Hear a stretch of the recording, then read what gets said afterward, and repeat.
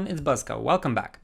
This is our second episode of the Everton career mode, and I promise you it'll be a banger. First off, we have an away game against Leeds at Elland Road, and then we have our Carabao Cup fixture against Swindon Town. And then we'll travel south to face Brighton at the Amex Stadium. We'll also be taking a look at the scouting department, who we can buy, our staff, and our instructions. But before we do that, just a second to let you guys know what you can expect from this series and from my career modes in general. So I try to do them really realistically. I have a set of rules that I follow, essentially a little handbook that makes everything more authentic and challenging. I will leave a link in the description below to a Google Drive with a PDF for you guys to follow. But I will also update everything as we go along here. And the first thing I want to discuss is mandatory signing bonuses and mandatory loyalty bonuses. So the way this works, and I'll show this on an example, I was negotiating a contract with Richarlison, and he got a 1-year contract extension, and his wages were 100,000, and he's a crucial player. So crucial players get 4 weeks worth of wages for every 1-year contract, right? So he got 1-year extension, 4 weeks worth of 100,000 wages is 400,000, right? Simple. Now, that's because he was crucial. Sporadic players are on the lower end of the food chain and only get 1 week's worth of wages. So I was negotiating a contract with Sims because I wanted to lock him down. He's a young player, and he only had a year left on his contract. So I offered him a 3-year extension, and he was also offered 15,000 in wages. So his loyalty bonus came out to 15,000 times 3 years in wages, so 45. Okay, so we'll jump into the Leeds game here in just a second, but first we're going to do our tactical analysis. This is something that will be a common theme in my series. We'll always do a little bit of tactical talk, see if we can't see the team's strengths, weaknesses, how they set up. I have a scout always scouting the opposition, so we'll know different players' strengths, weaknesses, stats, and we'll look at it and see if we can't find a little bit of a tactical plan for each game. So Leeds set up in a 4-1-4-1, and it's Bielsa, so I'm going to go out on a limb and say it's going to be very attacking. They're going to high press, and they're not going to let you breathe. They're not going to let you have time on the ball, so we're going to have to first of all beat that press. That's the most important thing when playing Leeds. And if you look at their individual players, Rafinha is obviously a standout. He has a lot of pace, he has a lot of skill on the ball, and he's very dangerous going forward, so we will have to take that into account. But the biggest takeaway from scouting Leeds is that every one of their players in midfield and in attack have above 80 stamina, in many cases above 85. And what that means is that not only are they going to be able to press you, they're going to be able to do it for the entire game relatively at a high level. And so it's going to be a drawn-out game, and even the 90th minute isn't safe. Now, what we're going to try to do is we're going to try to beat that press, and we're going to try to set up a little bit more defensively. So we're going to pick our 4-3-3 formation because it's an away game against a very attacking team. So we're going to sacrifice Damari Gray and bring in Gbamin. So in terms of personnel, we'll have an extra defensive-minded player. We'll play on the counter with Richarlison and Townsend on the wings. And we will play Keane instead of Holge because he's more of a solid defender at this point. And he has a little bit more height, which means he can counter Bamford's threat at 6-1. And what we're going to try to do in this game is we're just going to try to beat the press somehow. That is the most important thing. You beat the press, you can win against Leeds. Will you please make some noise as we welcome our visitors, Everton, and your Leeds United. All right, guys, so here we go. This was always going to be a back and forth game. Leeds never disappoints. They're always attacking. They're always on the front foot, and that's exactly what this game was. We had the first chance. Calvert-Lewin hit the crossbar, and Leeds came right out and attacked. They went right on their bikes and they countered you. And you know what? They should make it so that the saying says, it's death, taxes, and that Bielsa's going to hound you all game, and they're going to be attacking. Because that's exactly what they did. They got it out to the wing, they crossed it in right after we had that corner, and Pickford had to make a save. And that set the tone for the entire game. It was exactly like that. And after like the 10th minute, it was high pressing for the entire rest of the first half. And you can see right here, Calvert-Lewin gets swarmed. He gets swarmed by 4 players. They get the ball and they have a good chance, and they quickly got a shot off, and they had chances like this all game long. And pay attention closely here how they press. They press, and in the middle now, I go back, they press out wide. Calvin Phillips press, he continues pressing. So he intercepts it over here a little bit. We're forced back. He continues pressing. He hounds you. I go back to the goalie, and we continue doing this. Look how every player presses in this situation, and this is what I mean by we have to beat the press. You beat the press, we beat Leeds. Now we try to beat the press here. They are pressing so high. Look at this. They're almost at our goal line. Pickford passes. We're trying to get through. Eventually we do a little bit. Then we misplace a ball here. Leeds gets it back. They're on the counter. This is exactly how they want to play. Now luckily we got the ball back in this situation, and what we did correctly this time is this pass right here. Takes 5 players out of the game. That's how you beat the press. You bypass the midfield and you're on your bikes, and this is how you beat the press. This is how you beat Leeds. And this is our second chance of the game. Okay, could have been a better finish, but this was the game plan, right? And this is what we needed to do the entire game. Good shot from Calvert-Lewin. Obviously, Meslier is a good goalkeeper, so that's not going to go in. Again, we beat the press here successfully, and we have a similar opportunity. We play it out wide, just like we did the last time, and this time we don't cut it in. We stay out wide, and we have a good chance. This is exactly the chances you want against Leeds, and it just so happened that I couldn't put it in the back of the net here. But Townsend had a good crack at it, and that's what you want. Obviously, Meslier is a great goalkeeper. We have a better one, but Meslier is a great goalkeeper. And again, we had a similar opportunity later on. We bypassed the midfield with a pass. This time we cut it back, we played around, and I was really getting into it. After the first 20 minutes of sweating it out back there, I found a way to beat their press sort of reliably. And we got another chance. And from this chance, I think this is the craziest thing I've seen, certainly in FIFA 22. But one of the craziest things I've seen in a while playing FIFA. We had this corner, and obviously we're playing it onto Calvert-Lewin because he's our best header of the ball. And so Messi makes a save. It gets cleared off the line, and then Richarlison hits the post. I'm going nuts at this point. I'm like, what is going on here? Then they show the goal line decision, and it was close. Man, it was close. Like, look at this. So close. So close. We could have had a goal there in the first half. But it wasn't to be. And that was it. That was it for halftime. It was 0-0. So the second half was a little bit less intense, maybe, in terms of Leeds pressing. But generally speaking, the entire game, as predicted, was like that. And we lost the goal on an individual error here. Lack of concentration. Lack of concentration is the single biggest reason you lose goals. And Townsend just he switched off. He switched off and he headed it. I don't know where he was heading, and Cleach just one-timed it. That's it. It's in the back of the net, and you're down 1-0. I made a tactical substitution immediately after.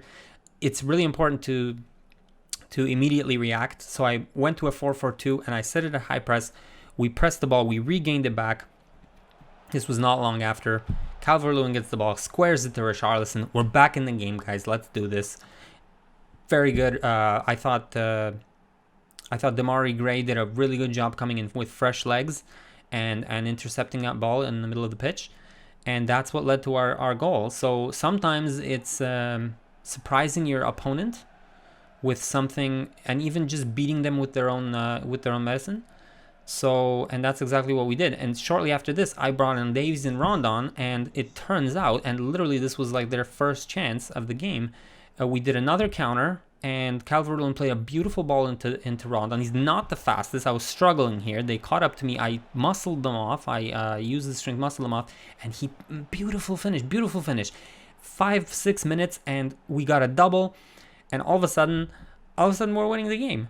And Leeds, I thought they would last the whole game with their press and with their stamina, but they couldn't get back fast enough.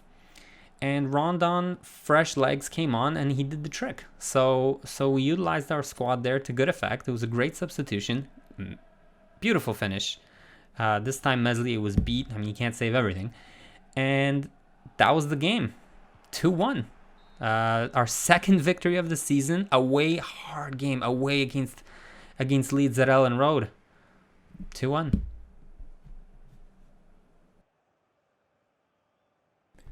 Okay, so we have 2 games under our belt.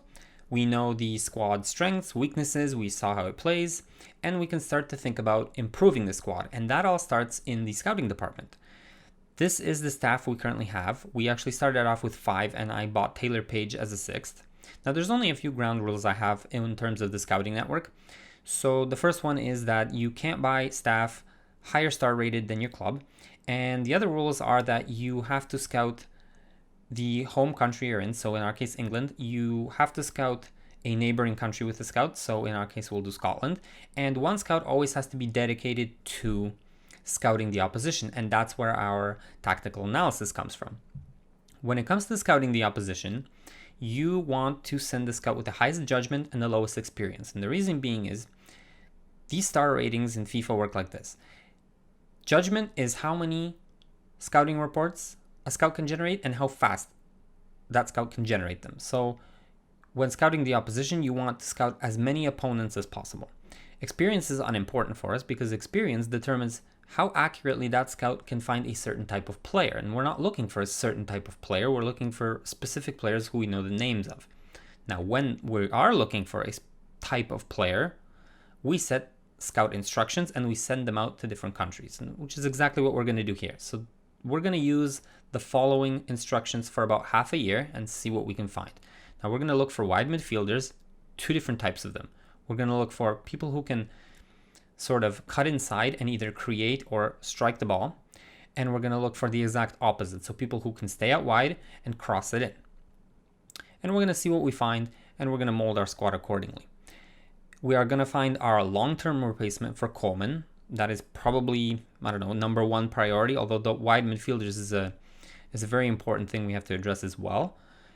And the less important stuff, but we're still going to keep looking for it, is someone to add depth into the central midfield, another box-to-box player, pacey, strong, someone who can complement Allen and Doucouré because they are aging. Davies is still a work in progress. We are going to find our cover for left back because we currently have none. And the last instruction we're going to send the scouts, and I always do this in every career mode, is players whose contract is ending in a year or less and who are age 22 and above. So anybody we can sign on a pre-contract in January. Now, this is the transfer budget we're going to be working with. So about 55 million and 440,000 in wage. So that is a healthy budget. We don't have any restrictions other than we can't increase the wage by more than 15%. So we have a lot of leeway here, and we're going to try to increase the quality of our squad as much as possible. Now, I've created a short list already just of guys that I think will be a good targets for us. Lozano is actually just a guy I found off the transfer list. I dabble in that because sometimes you can get a really good deal, and I periodically check. He's just a backup guy. If any of our backups leaves, we can get him on a real cheap. Now, St. Maximin is one of my favorite players. Very pacey, inside forward. Plays in Newcastle, is a realistic target. Sarr is basically the same type of player, a little less pace, a little more technical ability. Brooks, I think, is still a young player who can grow, and he plays in Bournemouth, so I think he'd jump at the opportunity to transfer to the Premier League, especially to a team like Everton. Kostic is probably the best player on this list, certainly highest rated, and he is just a beast. If you look at his stats, he's nearly 90 pace, and he's got 91 crossings. So this is a very good, just winger who can put the ball in. If we pair him on the left side with Dean, that would be just a terror for defenses. So this is ambitious, but I put him on the list. We got Tavernier, who, if we can't find any better right back, I think even though he's a little bit old, he can still do the job. He's got stamina, sprint speed, and acceleration, which Coleman doesn't have, and he can put a ball in. He's done really well at Rangers. And then Max Aarons is probably the guy we're most looking for as a Coleman replacement. He's young, plays in Norwich. I think we can snag him. And yeah, he would fill that role really well. I'm really high on this guy. Hopefully we can get him. And Rafinha is like sort of a dream because I'd like to pair him with Richarlison and play him with Calvert-Lewin and have like a trio up front there. I think that would be really menacing. I think that could potentially win the Premier League in the future if they develop. All right, so we've gone through our scouting stuff, and we're gonna do our Carabao Cup game now against Swindon. A few players came to us with some comments. Tosin wanted to play. I told him, sure, I'll probably put him on as a sub during a game. And Richarlison came to us and said that he could use a break because there's more important fixtures coming up, and I totally agree with him. So the squad we're gonna go with is heavily rotated. It's a League 2 side, so we really don't need to put our starting lineup here. We're going to play Sims, Gordon, Branthwaite, all these guys that aren't playing, either are young or in the reserves.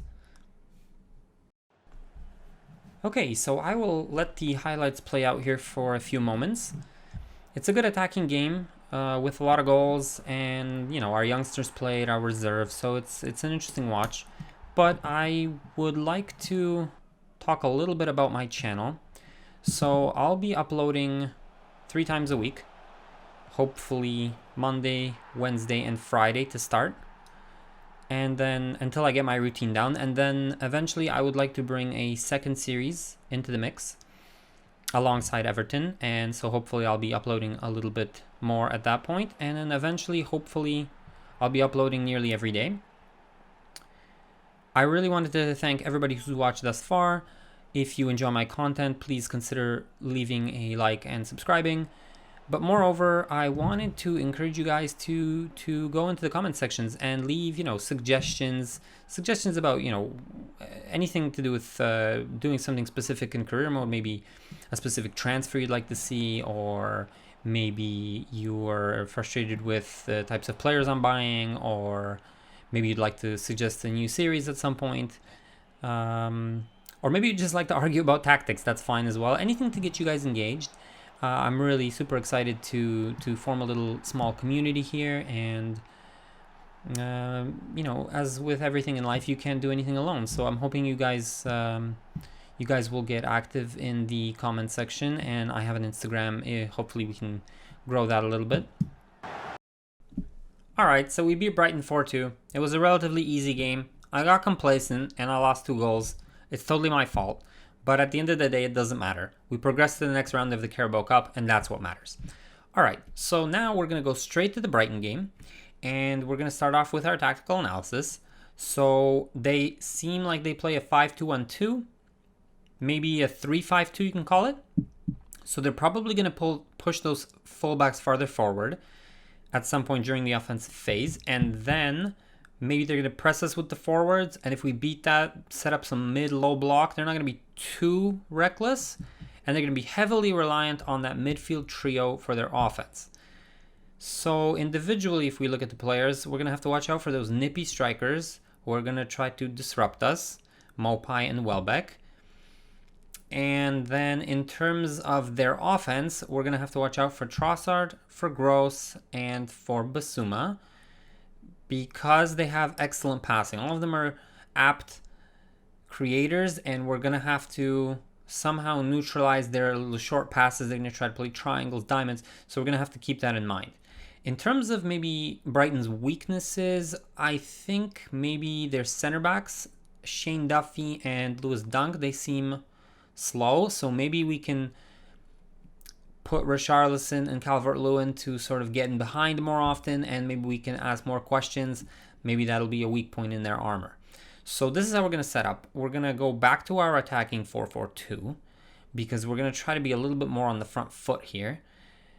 And the only change we're going to make from the first game is we're not going to put Holgate in. We're going we're going to bring Keane in. He's the more solid defender, and there's no reason to bring in Holgate. Their strikers are nippy. They're not as fast as the two up front for Southampton. May we please make some noise as we welcome our visitors Everton and your Brighton Hove Albion. And the Brighton lineup. Number 1, Robert Sanchez. Number 34, Joel. Right, so this is a game where I can actually say that we had a decent game plan, but we really didn't execute it well enough. So we started off on a really positive note. We had a good initial spell of possession, and then in the 20th minute, we were able to cap that up with a goal. And tactically speaking, it was a really good goal because we did exactly what we discussed in the tactical analysis. So we sucked the defense just a little bit forward, and we used our pacey wide players to get in behind. We beat the offside trap, and yeah, those slow defenders couldn't catch up. No one was catching Gray on this one, and 1-0 in the 20th minute. So looking good, but offensively speaking, or rather neutralizing their offense, we didn't execute this game plan at all. We gave them way too much space. It was supposed to be about neutralizing those trio of midfielders, and we didn't close them down, right? We let them play their nice little intricate passes in between each other, and that resulted in a goal here. Like, look, no one gets close to him. I mean, what a strike. Don't get me wrong, what a strike. But it's all because he had time on the ball. Now, I realize that a lot of the goals in FIFA are actually coming from these banger long shots. So, yeah, that might be a problem of maybe game balancing, but this goal doesn't happen if those two passes prior and this guy gets closed down. Just close him down. Don't give him space on the ball or he's going to have a go. All right. And then I'm like, okay, what's this? I'm sorry. Where's the concentration, guys? This is the second goal we're losing, or even the third, off a corner. Poorly defended. Absolutely poorly. First, Townsend in the other game heads it to God knows where. And now, Mopai gets in front of Decore. I'm sorry, Decore, you got to do better than this. All right? And then I don't know what Coleman's doing on the post, because his job on the post is to head the ball out. So I don't know what he's doing here. Can you please head the ball out? No. All right. So this is actually really frustrating because some of this is just a lack of concentration as well. We score a goal, and then all of a sudden, on the other end, we lose concentration. We lose it right back. This right here should have been a goal, and that's on me.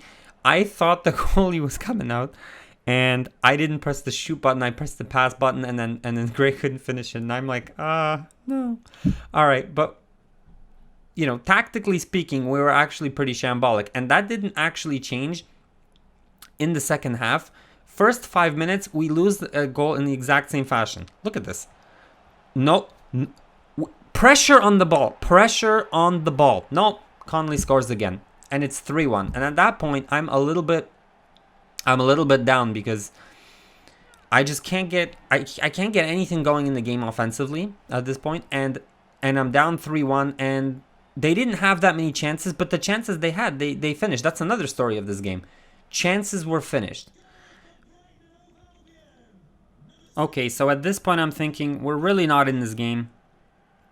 We're not doing well defensively here. Our head's not in it defensively, but maybe we can get something going offensively. So we get it out wide here to Demarai Gray, and I'm thinking just put that ball in, and he does. A goal from Richarlison, and I'm like, finally. We should have been doing this all game. Ball in behind, slow poke defenders, it'll pay dividends. And on a side note, Demarai Gray has been doing pretty well this season.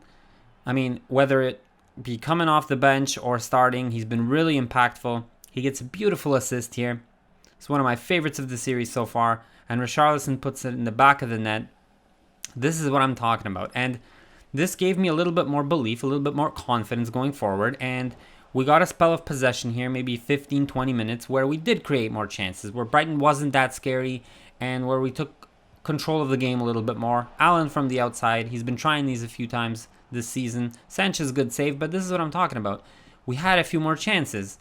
In the first half, we really only had that one, and this time we ask more questions of the Brighton defense. And I'm thinking, all right, let's keep going, let's keep pushing, because these fast counters against slow defenders is going to work against them. And so we get another one here. Okay, they come back, so we cut it back. It falls fortuitously for Decore. We keep possession. Calvert-Lewin is just amazing. What a finish, a clinical finish from a striker in form.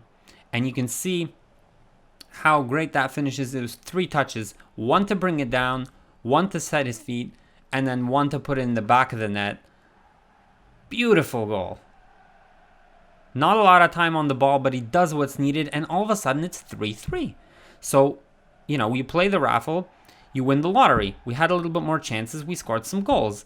And at this point I'm thinking, all right, momentum's on our side, let's push, maybe we can get one more and nick this game. So we push, another chance through the center. This should have been a pass. This should have been a pass and it would have been a goal. I went for it with Richarlison. All right, maybe a fair chance. I tried. For the rest of the game, Brighton locked up shop. I guess maybe they were satisfied with their point at home. And that's it. So, not a win, but considering we were down 3-1, not bad. And we matched Benitez's 7 points from the start of the season. Thanks for watching, guys.